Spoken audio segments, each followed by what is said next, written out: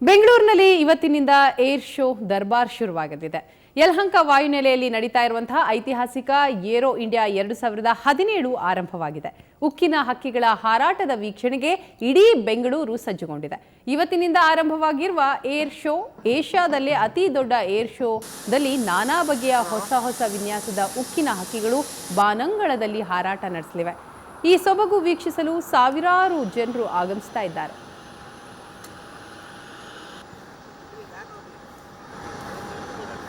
ಈ air show 5 ದಿನಗಳ ಕಾಲ ಅಂದರೆ ಶನಿವಾರದವರೆಗೂ ಕೂಡ ನಡೀತಾ ಇದೆ. ಮೊದಲ 2 ದಿನ ವ್ಯಾವಹಾರಿಕ ಪ್ರಕ್ರಿಯೆಗಳು ನಡೆಯಲಿದ್ದು ಗುರುವಾರದಿಂದ ಸಾರ್ವಜನಿಕರಿಗೆ ಪ್ರವೇಶ ನೀಡಲಾಗುತ್ತೆ. ವಿಶ್ವದ 30 ಬಲಾಢ್ಯ ಮಿಲಿಟರಿ ದೇಶಗಳು ಈ ಬಾರಿಯ ಏರ್ ಶೋನಲ್ಲಿ ಭಾಗವಹಿಸ್ತಾ ಇವೆ. ದೇಶದ 270 ಕಂಪನಿಗಳು ಮತ್ತು ವಿದೇಶಗಳ 279 ಕಂಪನಿಗಳು ಈ ಬಾರಿಯ ಪ್ರದರ್ಶನದಲ್ಲಿ ಭಾಗಿಯಾಗಲಿವೆ. 70ಕ್ಕೂ ಹೆಚ್ಚು ವಿಮಾನಗಳ ಪ್ರದರ್ಶನ ಮತ್ತು ಹಾರಾಟ ನಡೆಯಲಿದೆ. ಜೊತೆಗೆ ಮಿಲಿಟರಿ ತಂತ್ರಗಾರಿಕೆ ಸಾಧನಗಳು, ತಂತ್ರಜ್ಞಾನದ ಅನಾವರಣವಾಗಲಿದೆ.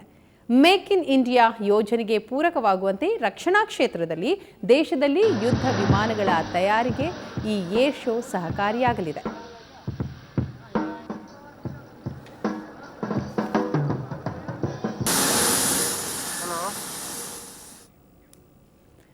ಈ ಬಗ್ಗೆ ಮತ್ತಷ್ಟು ಮಾಹಿತಿಯನ್ನು ಪಡೆಯೋಣ. ಒಂದು ಸ್ಥಳದಿಂದಲೇ ನಮ್ಮ ರಿಪೋರ್ಟರ್ ಮುತ್ತಪ್ಪ ಇದೀಗ ನೇರ ಸಂಪರ್ಕದಲ್ಲಿರುವಂಥದ್ದು. ಎಸ್ ಮುತ್ತಪ್ಪ, ಏರೋ ಇಂಡಿಯಾ 2017 ಇವತ್ತಿನಿಂದ ಆರಂಭ ಆಗ್ತಾ ಇರುವಂಥದ್ದು. ಈ ಬಾರಿಯ ವಿಶೇಷತೆ ಬಗ್ಗೆ ಮಾಹಿತಿ ಕೊಡೋದಾದ್ರೆ. ಎಸ್ ವೀಣಾ, ಏನು ಕರುನಾಡಿನ ರಾಜಧಾನಿ ಬೆಂಗಳೂರಿನಲ್ಲಿ 11ನೇ ಏರ್ ಶೋ ಈಗಾಗಲೇ ಪ್ರಾರಂಭವಾಗಿದೆ. ಇನ್ನೇನು ಕೆಲವೇ ಕ್ಷಣಗಳಲ್ಲಿ ರಕ್ಷಣಾ ಸಚಿವರು ಇದಕ್ಕೆ ಅಧಿಕೃತವಾಗಿ ಚಾಲನೆ ನೀಡಲಿದ್ದಾರೆ. ಜೊತೆಗೆ ಬಾನಂಗಳದಲ್ಲಿ ನೂರಾರು ಯುದ್ಧ ವಿಮಾನಗಳು ಹಾಗೂ ಐಷಾರಾಮಿ ವಿಮಾನಗಳು ತಮ್ಮ ಒಂದು ಹಾರಾಟವನ್ನು ಹಾಗೂ ತಮ್ಮ ಒಂದು ಸಾಮರ್ಥ್ಯವನ್ನು ತೋರಿಸಲಿದೆ. ನಾವು ನೋಡ್ತಾ ಬಂದೋಣ, ಎಡಭಾಗದಲ್ಲಿರುವಂತಹ ಮುಖ್ಯ ವೇದಿಕೆಯಲ್ಲಿ ಈಗಾಗಲೇ ಮನೋಹರ್ ಪರಿಕರ್ ಅಂದರೆ ನಮ್ಮ ರಕ್ಷಣಾ ಸಚಿವರು ಈಗಾಗಲೇ ಬಂದಿದ್ದಾರುವಂಥದ್ದು.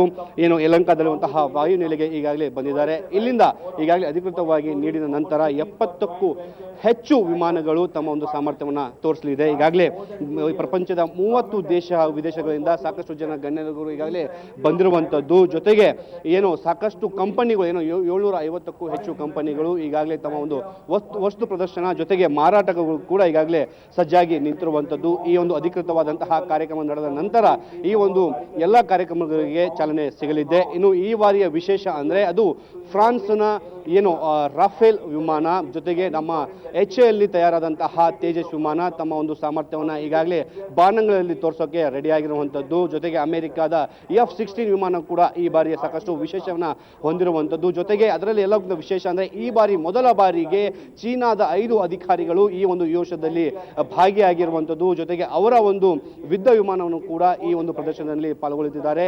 ಇದಾದ ನಂತರವೂ ಕೂಡ ಸಾಕಷ್ಟು ದೇಶ ವಿದೇಶದ ಕೆಲವೊಂದು ಯುದ್ಧ ವಿಮಾನಗಳು ಹಾಗೂ ಐಷಾರಾಮಿ ವಿಮಾನಗಳು ಜೊತೆಗೆ ದೈತ್ಯ ವಿಮಾನಗಳು ತಮ್ಮ ಒಂದು ಪ್ರದರ್ಶನವನ್ನು ಬಾನಗಳಲ್ಲಿ ತೋರಿಸ್ತಾ ಇದ್ದಾರೆ. ಇದು ಬೆಂಗಳೂರಿಗೆ ಅಷ್ಟೇ ಅಲ್ಲ, ಇಡೀ ಪ್ರಪಂಚವನ್ನೇ ಏನು ಒಂದು ಕ್ಷಣ ಬೆಂಗಳೂರತ್ತ ತಿರುಗಿ ನೋಡುವಂತಹ ಏರ್ ಶೋ ಇದಾಗಿರುವಂಥದ್ದು. 1996ರಲ್ಲಿ ಪ್ರಾರಂಭವಾದಂತಹ ಈ ಒಂದು ಶೋ ಪ್ರತಿ 2 ವರ್ಷಕ್ಕೊಮ್ಮೆ ನಡೆಯುತ್ತೆ. ಅದು ಈ ಬಾರಿ ನಮ್ಮ ಕರುನಾಡಲ್ಲಿ ನಡೆಯುವುದು ಸಾಕಷ್ಟು ಕೂಡ ಹೆಮ್ಮೆಯ ವಿಷಯ ಅಂತಾನೆ ಹೇಳ್ಬೋದು. ವೀಣಾ, ಇನ್ನೇನು ಕೆಲವೇ ಕ್ಷಣಗಳಲ್ಲಿ ಬಾನಂಗಳದಲ್ಲಿ ಏನು ಕಬ್ಬಿಣದ ಒಂದು ಬಾನಂಗಳದಲ್ಲಿ ಸಾಕಷ್ಟು ಹಕ್ಕಿ ಹಾರಾಟ ಅಂತೆ ವಿಮಾನಗಳು ಕೂಡ ಹಾರಾಟ ನಡೆಸ್ತಾ ಇದ್ದಾವೆ. Veena. Yes, thank you Muthappa ತಮ್ಮೆಲ್ಲ ಮಾಹಿತಿಗಾಗಿ. ಇದರ ಜೊತೆಗೆ ಹಲವು ಬಾರಿ ಅವಕಾಶ ವಂಚಿತವಾದಂತಹ ಚೀನಾ ಕೂಡ ಈ ಬಾರಿ ಈ ಒಂದು ಏರ್ ಶೋನಲ್ಲಿ ಭಾಗವಹಿಸ್ತಾ ಇರುವಂಥದ್ದು. ತಪ್ಪದೇ ಎಲ್ಲರೂ ಕೂಡ ಏರ್ ಶೋಗೆ ಹೋಗಿ ಅನ್ನೋದೇ ನಮ್ಮೆಲ್ಲರ ಆಶಯ.